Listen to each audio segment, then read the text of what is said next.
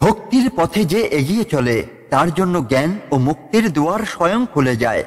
আজকের ভাগবত পাঠে আমরা দ্বিতীয় স্কন্ধের বিশেষ শ্লোক সমূহ নিয়ে আলোচনা করব, যেখানে বলা হয়েছে কিভাবে মন, বাক্য ও কর্ম পরমেশ্বরের স্মরণে নিবেদন করলে প্রকৃত মুক্তি লাভ করা যায়।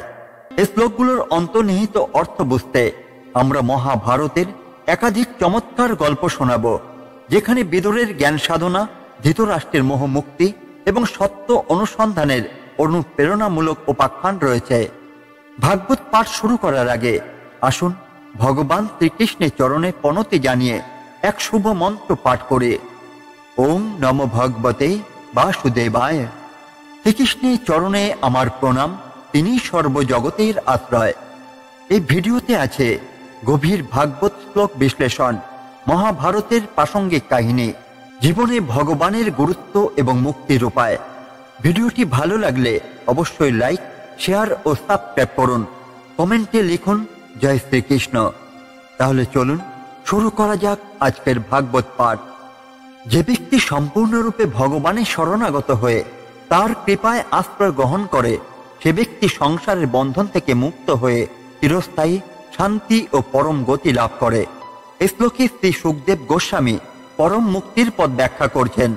সংসার এক মহাসমুদ্র, যেখানে জন্ম মৃত্যুর চক্র নিরবিচ্ছিন্নভাবে চলতে থাকে। সাধারণ মানুষ মোহ ও মায়ার দ্বারা আবদ্ধ হয়ে এতে জড়িয়ে পড়ে, কিন্তু যিনি প্রকৃত অর্থে ভগবানের শরণ নেন তার জন্যই মুক্তির দ্বার উন্মুক্ত হয়। ভগবদ গীতায় 18 অধ্যায়ের 66 নম্বর শ্লোকে ভগবান শ্রীকৃষ্ণ বলেন, সর্বধর্মান পরিত্যাজ্য মামেকং শরণং ব্রজ। অর্থাৎ সকল ধর্ম ও কর্তব্য ত্যাগ করে শুধু আমার শরণ নাও, তাহলেই আমি তোমাকে সমস্ত পাপ থেকে মুক্ত করব। এই শ্লোকের মূল শিক্ষা হল শুদ্ধ ভক্তি এবং আত্মসমর্পণ ছাড়া প্রকৃত মুক্তি সম্ভবই নয়। একমাত্র কৃষ্ণ নাম, তার শরণ গ্রহণ এবং অন্তরের নিষ্কলুষ ভক্তি আমাদের সংসারের বন্ধন থেকে মুক্ত করতে পারে। রাজা উত্তানপাদের পুত্র ধ্রুব মাত্র 5 বছর বয়সে তার সৎমাতার দ্বারা অপমানিত হন এবং রাজ্য থেকে বিতাড়িত হন। তিনি তার মায়ের কাছে গিয়ে কাঁদতে থাকেন। মা সুনীতি তাকে পরামর্শ দেন, হে ধ্রুব, যদি তুমি সত্যি কিছু পেতে চাও তবে একমাত্র ভগবান নারায়ণের কৃপাই তোমাকে তা এনে দিতে পারে। এই উপদেশ শোনার পর ধ্রুব মহারাজ গভীর জঙ্গলে চলে যান এবং কঠোর তপস্যা শুরু করেন। প্রথমে তিনি ফলমূল খান, পরে শুধুমাত্র বাতাস গ্রহণ করে ধ্যান করতে থাকেন। কয়েক মাসের মধ্যে তার তপস্যায় সমগ্র ব্রহ্মাণ্ড কাঁপতে থাকে। তখন স্বয়ং ভগবান নারায়ণ আবির্ভূত হয়ে ধ্রুবকে বর প্রদান করেন। ভগবান বলেন, হে ধ্রুব, আমি তোমার নিষ্কলুষ ভক্তি ও কঠোর তপস্যায় সন্তুষ্ট। আমি তোমাকে এমন এক ধ্রুব পদ দিচ্ছি যা কখনো ধ্বংসই হবে না। এইভাবেই ধ্রুব মহারাজ ভগবানের কৃপায় অক্ষয় ধ্রুব তারা হিসেবে স্থিত হন। এটি প্রমাণ করে যে ভগবানের শরণ গ্রহণ করলে সমস্ত বাধা অতিক্রম করা সম্ভব। ভগবানের শরণ নিলে সমস্ত পাপ ও বন্ধন থেকে মুক্তি পাওয়া যায়। ভক্তির প্রকৃত শক্তি সংসারের সমস্ত কষ্টকে দূর করতে পারে। ভগবান কৃষ্ণ তার শরণাগত ভক্তদের কখনো পরিত্যাগ করেন না।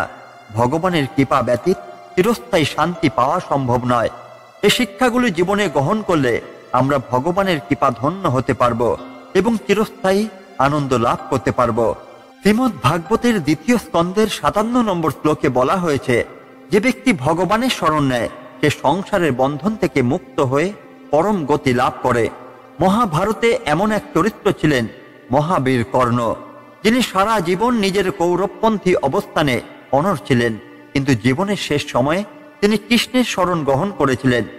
মহাভারতের কুরুক্ষেত্রে যুদ্ধের 11 দিনে যখন যুদ্ধ চরমে পৌঁছেছে, তখন এক গভীর রাতে ভগবান শ্রীকৃষ্ণ কর্ণের সঙ্গে একান্তে দেখা করতে আসেন। কর্ণ তখন একাকী বসে আকাশের দিকে তাকিয়ে ভাবছিলেন, আমার জীবনের সত্য উদ্দেশ্য কি? আমি কিসের জন্য যুদ্ধ করছি? কৃষ্ণ ধীর পদক্ষেপে এগিয়ে এসে বললেন, হে কর্ণ, তুমি জন্মসূত্রে এক রাজপুত্র, সূর্যদেবের পুত্র। তুমি একজন সত্যিকারের বীর, কিন্তু তুমি যদি এই মুহূর্তে আমার শরণ গ্রহণ করো তবে আমি তোমাকে সত্য ও ধর্মের পথে নিয়ে যেতে পারি।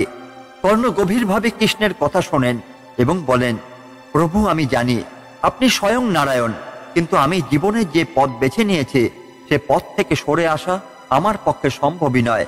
আমি দুঃশাসন, দুর্যোধন ও কৌরবদের প্রতি কৃতজ্ঞ। আমি চাই না তাদের সঙ্গে বিশ্বাসঘাতকতা করতে। কৃষ্ণ মৃদু হেসে বলেন, হে কর্ণ, এটা বিশ্বাসঘাতকতা নয়, বরং সত্যের পথে আসার জন্য আত্মসমর্পণ। যদি তুমি এখনো আমার শরণ গ্রহণ করো তবে মোক্ষ লাভ করতে পারবে। কর্ণ কিছুক্ষণ নীরব থেকে বলেন, প্রভু, আমি জানি আমার পরিণতি কি হবে, কিন্তু যদি আমি যুদ্ধক্ষেত্রে আমার জীবনের শেষ মুহূর্তে আপনাকে স্মরণ করি তবে কি আমার মুক্তি হবে? কৃষ্ণ কর্ণের কপালে হাত রেখে বলেন, হ্যাঁ কর্ণ, একমাত্র ভগবানের নামই জীবনের সমস্ত পাপ ধুয়ে দিতে পারে।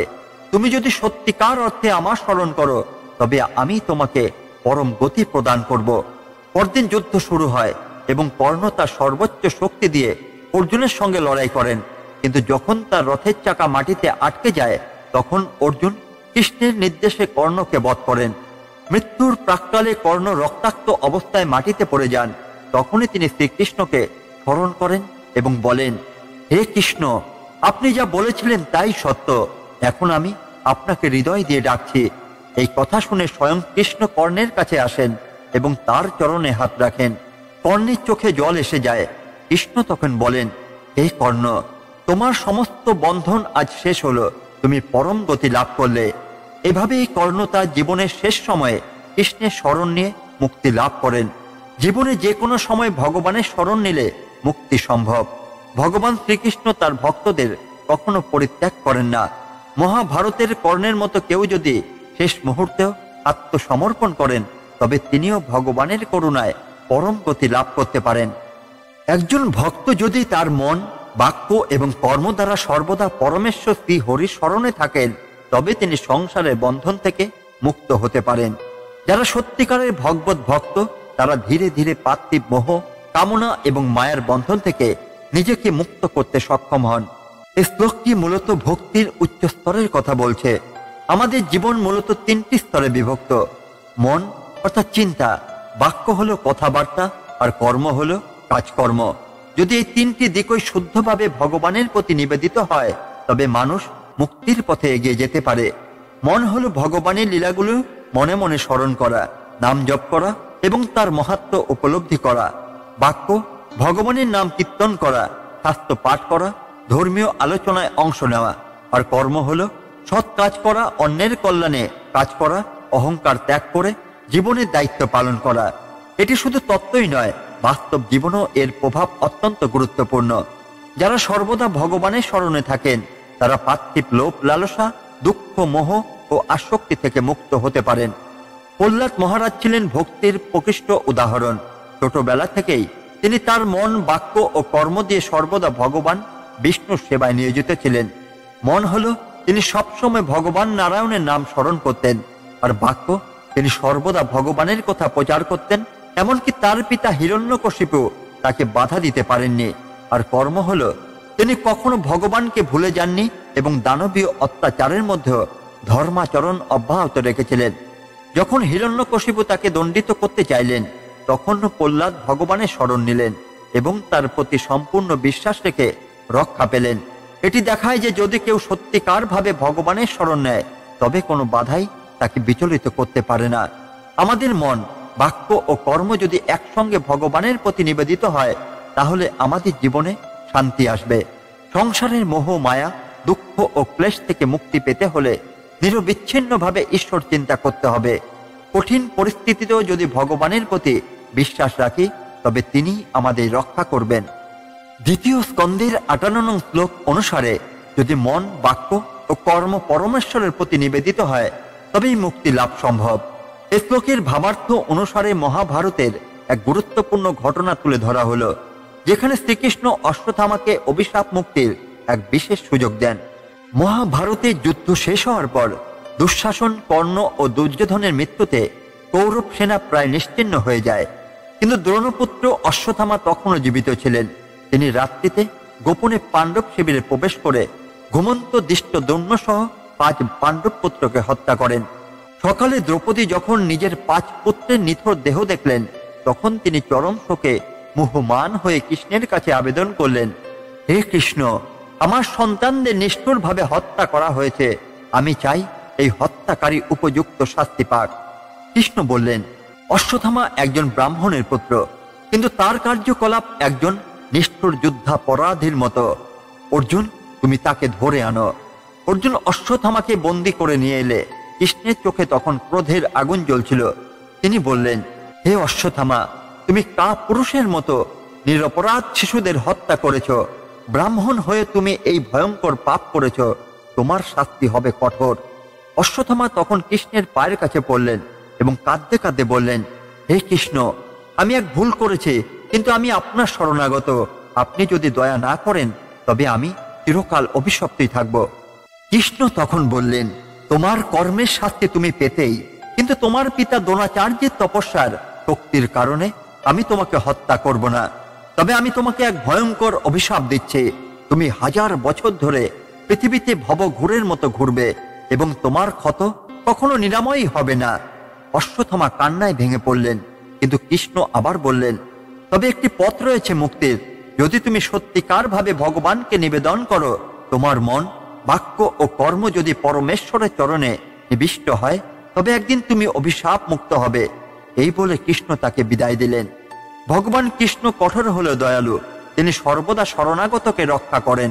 পাপ করলে তার ফলভোগ অবশ্যই করতে হয়, তবে কৃষ্ণ শরণ নিলে মুক্তির পথ পাওয়া যায়। সত্যিকার ভক্তি ও আত্মসমর্পণের মাধ্যমে কোনো অভিশাপ থেকেও মুক্তি সম্ভব। দ্বিতীয় স্কন্ধের 58 নং শ্লোক অনুযায়ী, যখন মন, বাক্য ও কর্ম পরমেশ্বরের চরণে নিবিষ্ট হয়, তখনই প্রকৃত মুক্তি লাভ সম্ভব। এই শ্লোকের ভাব অনুসারে আজ মহাভারতের একটি ভিন্ন গল্প শোনানো হচ্ছে, যেখানে শ্রীকৃষ্ণ অশ্বত্থামাকে তার অহংকার ও ভ্রান্তি থেকে মুক্তির পথ দেখান। মহাভারতের যুদ্ধের শেষে কৌরব সেনারা প্রায় ধ্বংস হয়ে গিয়েছিল এবং দুর্যোধনও পরাজিত হয়, কিন্তু তার অনুচর ও দ্রোণপুত্র অশ্বত্থামা তখনও জীবিত ছিলেন। অশ্বত্থামার কপালে ছিল এক দিব্য মণি, যা তাকে প্রায় অজেয় করে তুলেছিল। এই মণি শক্তিতে সে অস্ত্র, ব্যাধি বা অন্য কোনো ক্ষতি থেকে রক্ষা পেত। নিজের শক্তি ও বংশের গর্বে অশ্বত্থামা মনে করতেন তিনি অনন্য ও অপরাজয়। একদিন পরাজয়ে লজ্জায় পুড়ে অশ্বত্থামা প্রতিশোধ নিতে সংকল্প করলেন। তিনি ব্রহ্মাস্ত্র প্রয়োগ করে উত্তরা গর্ভস্থ পার্থ, পরে যিনি পরীক্ষিত নামে পরিচিত হন, হত্যা করতে চাইলেন। কিন্তু কৃষ্ণ এই অন্যায় সহ্য করলেন না। তিনি নিজের যোগশক্তি দিয়ে সেই ব্রহ্মাস্ত্রের ভয়ঙ্কর শক্তিকে প্রতিহত করলেন এবং অনাগত শিশুকে রক্ষা করলেন। অশ্বত্থামার এই জঘন্য কর্মকাণ্ড দেখে কৃষ্ণ রোষে ফেটে পড়লেন এবং বললেন, হে দ্রোণপুত্র, তুমি কি জানো তুমি কি ভয়ঙ্কর কাজ করেছ? তুমি এক অনাগত শিশুকে হত্যা করতে চেয়েছ। এই কর্ম এক নিষ্ঠুরতম পাপ। তুমি এক মহান ব্রাহ্মণের পুত্র হওয়া সত্ত্বেও অধর্মে লিপ্ত হয়েছ। এরপর কৃষ্ণ নির্দেশ দিলেন, অর্জুন যেন অশ্বত্থামার কপালের মণি ছিনিয়ে নেন। অর্জুন বললেন, প্রভু, এই মণি তো তার শক্তির মূল, এটি নিয়ে নিলে সে দুর্বল হয়ে পড়বে। কৃষ্ণ উত্তর দিলেন, সঠিক বলেছ অর্জুন, কিন্তু এটাই হবে তার জন্য প্রকৃত শিক্ষা। অহংকার ও ক্ষমতা যখন অধর্মের পথে চলে, তখনই তা নষ্ট হয়ে যায়। এরপর অর্জুন অশ্বত্থামার কপাল থেকে সেই মণি ছিনিয়ে নিলেন। অশ্বত্থামা তখনই একেবারে দুর্বল হয়ে পড়লেন। মণি ছাড়াই তিনি এক সাধারণ মানুষের মতো হয়ে গেলেন। কৃষ্ণ বললেন, এখন তুমি শিখবে, সত্যিকারের শক্তি বাহ্যিক কোনো মণি বা অস্ত্রে নয়, বরং ভগবানের চরণে সম্পূর্ণ আত্মসমর্পণে নিহিত। যদি তুমি সত্যিকার ভাবে ভগবানের শরণ নাও, তবে প্রকৃত মুক্তি লাভ করতে পারবে। অশ্বত্থামা তখন তার কৃতকর্মের অনুশোচনা করলেন এবং কৃষ্ণের চরণে প্রণাম করলেন। অহংকার এবং ক্ষমতা যদি অধর্মের পথে পরিচালিত হয়, তবে তা একদিন ধ্বংস হয়ে যায়। সত্যিকারের শক্তি আসে ভগবানের প্রতি ভক্তি ও আত্মসমর্পণ থেকে। কৃষ্ণ সবসময় শরণাগত ভক্তকে রক্ষা করেন, যেমন তিনি পরীক্ষিতকে রক্ষা করেছিলেন। ক্ষমার শিক্ষা এবং আত্মসংশোধনের পথ সর্বদা খোলা থাকে, যদি কেউ প্রকৃতভাবে অনুশোচনা করে। ভক্তি, জ্ঞান ও শুদ্ধ চেতনার মানুষকে মুক্তির পথে এগিয়ে নেয়। আজ আমরা দ্বিতীয় স্কন্ধের গুরুত্বপূর্ণ শ্লোক ও মহাভারতের বিশেষ গল্পের মাধ্যমে বুঝতে চেষ্টা করলাম কিভাবে ভগবানের প্রতি সম্পূর্ণ আত্মসমর্পণ জীবনের সকল বন্ধন থেকে মুক্তি দেয়। আপনারা কেমন অনুভব করলেন এই পাঠ? কমেন্টে জানান এবং জয় শ্রীকৃষ্ণ লিখে ভালোবাসা প্রকাশ করুন। আপনি যদি চান প্রতিদিনের ভাগবত পাঠের আলোকে জীবনের পথ চলা সহজ হোক, তাহলে চ্যানেলটি সাবস্ক্রাইব করুন, বেল আইকনে ক্লিক করুন যেন কোনো ভিডিও মিস না হয়। লাইক ও শেয়ার করুন যাতে আরও মানুষ ভাগবতের জ্ঞান লাভ করতে পারে। ভগবান শ্রীকৃষ্ণের কৃপায় আপনার জীবন আনন্দময় ও শান্তিতে পূর্ণ হোক। হরে কৃষ্ণ কৃষ্ণ কৃষ্ণ হরে হরে, হরে রাম রাম রাম হরে হরে। আগামী ভিডিওতে আবার দেখা হবে। ধন্যবাদ। জয় শ্রীকৃষ্ণ, জয় শ্রীমৎ ভাগবত।